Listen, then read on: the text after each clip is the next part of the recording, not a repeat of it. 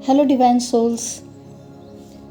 ऊर्जा चक्र, हमारे जीवन में जो 7 ऊर्जा चक्र होते हैं उनके बारे में हमने पूर्व की वीडियो में चर्चा की थी कि वे 7 चक्र कौन कौन से होते हैं, उनके रंग कौन से होते हैं, उनका महत्व कौन सा होता है।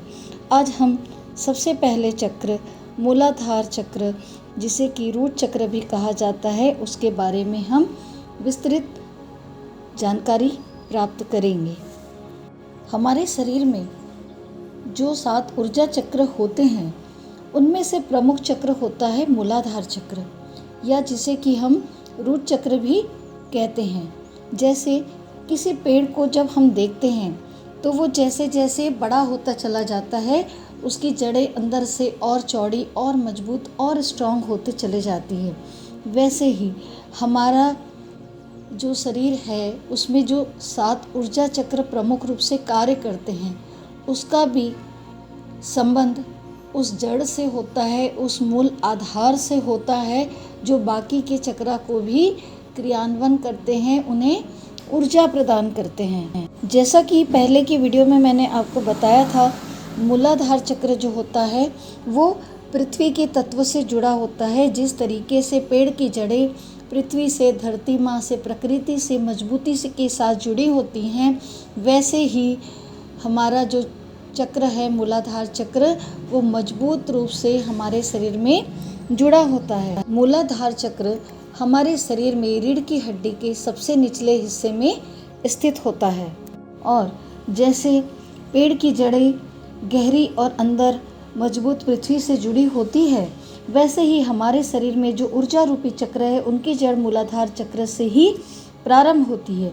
शरीर की ऊर्जा मूलाधार से ही ऊपर की ओर ऊर्जा को बढ़ाते हुए आगे अन्य चक्रों की ओर बढ़ते चले जाती है और अन्य चक्रों को सक्रिय करती है। मूल यानी कि प्रमुख जड़, और आधार यानी कि बेस, नींव, जिसे हम मजबूती का स्तंभ मानते हैं। हमारे मानव शरीर की सभी 7 चक्र की ऊर्जा को सक्रिय करने के लिए सबसे पहले हमें मूलाधार चक्र पे काम करना चाहिए। मूलाधार चक्र को अच्छे से एक्टिव करना चाहिए, अच्छे से उसे जागृत करना चाहिए, क्योंकि जब तक हम जीवित हैं हमारे सारे चक्र एक्टिवेट तो होते हैं, मगर उसके ऊर्जा का स्तर कम या ज़्यादा होता है। हमारे ऊर्जा का स्तर परिस्थितियों के अनुसार, हमारे कर्मा के अनुसार कम या ज़्यादा होते रहता है। कहने का तात्पर्य यह है कि चक्र कोई भी ब्लॉक नहीं होते, उनके ऊर्जा का स्तर कम या ज़्यादा होता है, जिसमें सबसे पहले मूलाधार चक्र की ऊर्जा के स्तर को बढ़ाना बहुत आवश्यक है। यह मानव चक्र का सबसे पहला चक्र भी है और मूलाधार चक्र का संबंध हमारे अवचेतन मन के साथ लिया जाता है तथा यह हमारे कर्म चक्र के आधार पर भी कार्य करता है। जैसे जैसे मूलाधार चक्र की ऊर्जा का स्तर ऊपर उठता जाता है, मानव के व्यक्तित्व का विकास भी होने लगता है। जैसे मानव में स्फूर्ति, उत्साह, उपलब्धियाँ, जैसे जैसे आपकी मूलाधार चक्र की ऊर्जा बढ़ते जाएगी, वैसे ही आपकी ऊर्जा का स्तर ऊपर बढ़ेगा, आपका विकास बढ़ेगा, आपको उपलब्धियां प्राप्त होगी, आप में एक अद्भुत स्फूर्ति होगी। वहीं अगर आपका मूलाधार चक्र स्ट्रांग नहीं है, उसकी ऊर्जा का स्तर कम है, तो नकारात्मक गुण आप में मौजूद होंगे, नकारात्मकता आपके आसपास रहेगी, हमेशा एक सुस्ती, आलस बनी रहेगी, निष्क्रियता होगी, किसी भी काम करने के लिए मन नहीं लगेगा, बार बार आलस का अनुभव होगा। इस चक्र के देवता शिवजी माने जाते हैं, जो कि पशुपति महादेव जी हैं। जैसा कि कहा जाता है, मूलाधार चक्र का रंग लाल होता है और यह 4 पंखुड़ियों वाले एक कमल के समान है। ये चारों पंखुड़ियाँ मन के 4 कार्य, मानस, बुद्धि, अहंकार और चित्त का प्रतिनिधित्व करते हैं। अतः मूलाधार चक्र पर आप जब भी ऊर्जा बढ़ाने के लिए कार्य करते हैं तो 4 पंखुड़ियों वाले लाल कमल को, जैसा कि वीडियो में दिखाया गया है, अपने ध्यान को केंद्रित करते हुए उसके बीच लम मंत्र का जाप आपको करना है। जब आप लम मंत्र का जाप करते हुए मेडिटेशन करते हैं, लगातार कई दिनों तक आप यह अभ्यास करते हैं, तो आप शारीरिक और मानसिक रूप से मजबूत होते चले जाते हैं। अब हम जानेंगे ऐसे कुछ रीज़न, ऐसे कुछ कारण जिससे हमारा मूलाधार चक्र प्रभावित होता है। जैसे कुछ लोगों को बचपन में माँ बाप से प्यार नहीं मिला होता है, तो वो उसी विचारधारा में बार बार होते हैं कि मुझे माँ बाप से प्यार नहीं मिला, या किसी वजह से उसे माँ बाप से दूर रहना पड़ा, या किसी व्यक्ति को बार बार अपमान सहना पड़ता है, वो अपमान सहता है, किसी के द्वारा तिरस्कृत किया जाता है, तब भी उसके मन में उस अपमान के लिए हीन भावना मन में आते रहती है, तब भी उसका मूलाधार चक्र प्रभावित होता है। हमारे कुछ गलत कर्मा की वजह से भी हमारे मूलाधार चक्र पर प्रभाव पड़ता है, चाहे इस जन्म में आपने किया हो या आपका कार्मिक हो, पिछले जन्म का हो, कि किसी व्यक्ति का अपमान बार बार करना, किसी की ज़मीन हड़प लेना, किसी कमज़ोर व्यक्ति को, मजदूर को, गरीब नौकर नौकरानी, या हमसे जुड़े जो मध्यम वर्गीय परिवार है उसके बार बार इंसल्ट करना, उनका अपमान करना, किसी व्यक्ति को बार बार कमज़ोर अनुभव करवाना, किसी व्यक्ति को असुरक्षा का अनुभव करवाना, किसी का सामान हथिया लेना, किसी के घर पर कब्जा कर लेना, किसी बेबस मजबूर लाचार व्यक्ति को परेशान करना, उसका मजाक उड़ाना।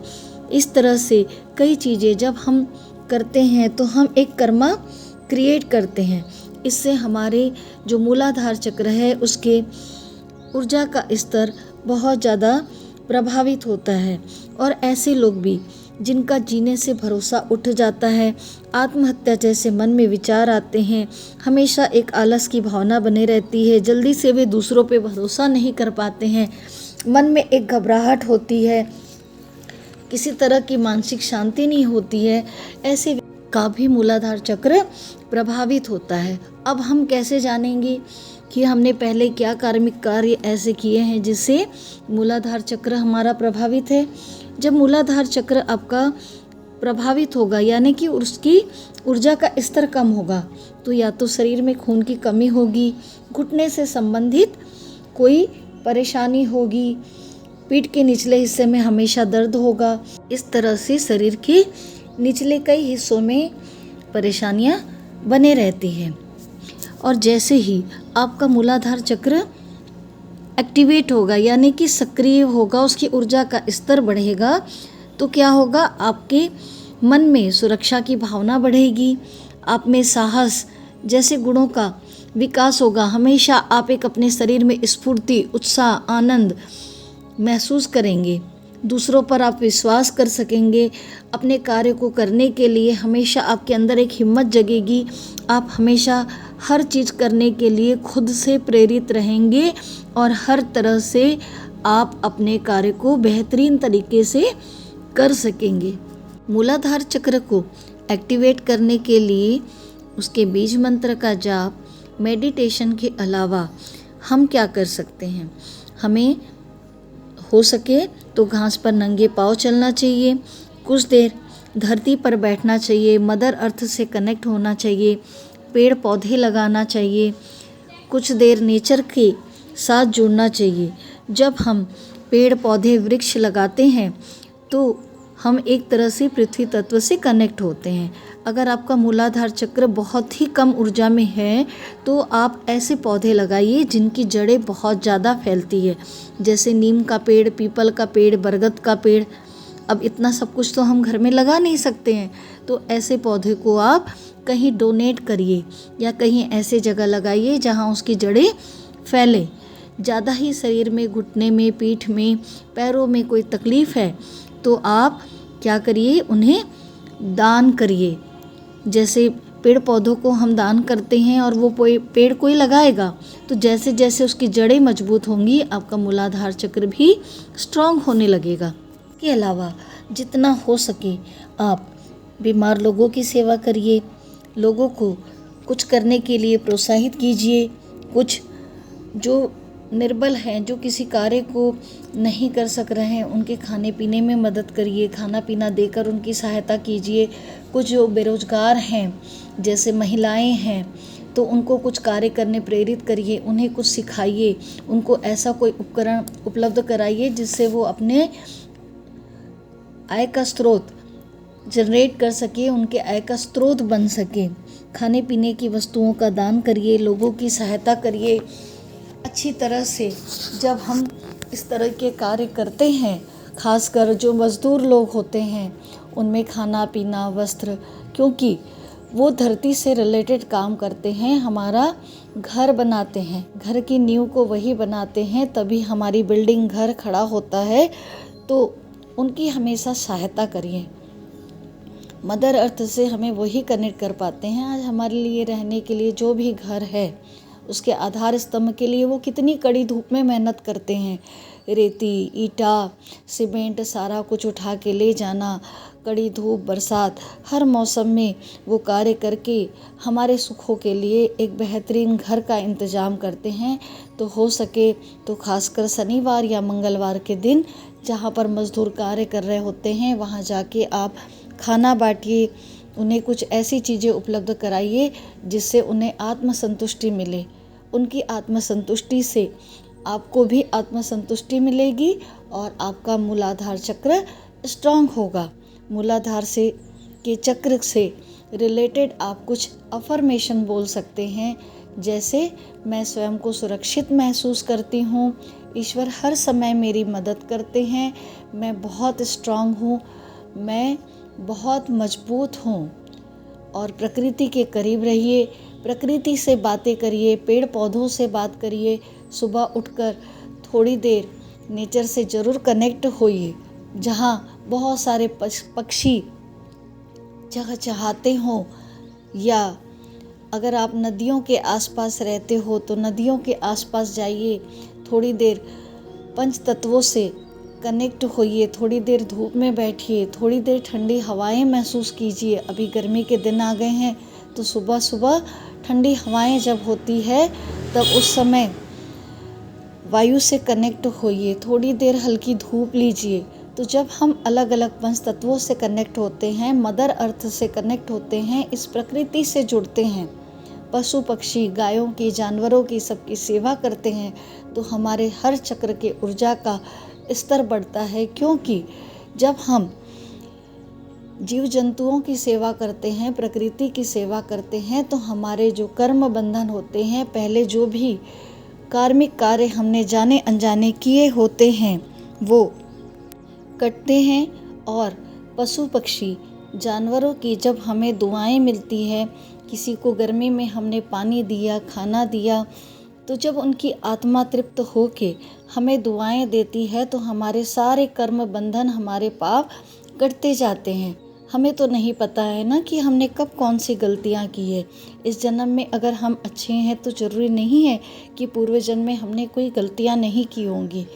तो जब इन कर्म के बंधनों को काटना होता है, उसके लिए ज़रूर आप प्रकृति की सेवा कीजिए, पेड़ पौधे लगाइए, कीड़े मकोड़े, गाय, कुत्ते, बिल्ली खाना दीजिए। गर्मी के दिन हैं, उनके लिए भोजन पानी की व्यवस्था कीजिए। देखिए आपको कितनी आत्मसंतुष्टि मिलती है। जब जॉब के लिए निकलते हैं, बिजनेस के लिए निकलते हैं, तो हाथ में थोड़ी सी शक्कर, आटा मिला कर रख लीजिए, और जहाँ चींटियों का स्थान होता है वहाँ डालते हुए चले जाइए। आपको पता भी नहीं चलेगा कि कैसे आपके कर्म बंधन कट गए और आपकी दिनों दिन वृद्धि होते चले जाएगी। आप कहाँ पहुँच जाएंगे आप ये स्वयं भी नहीं जानते हैं।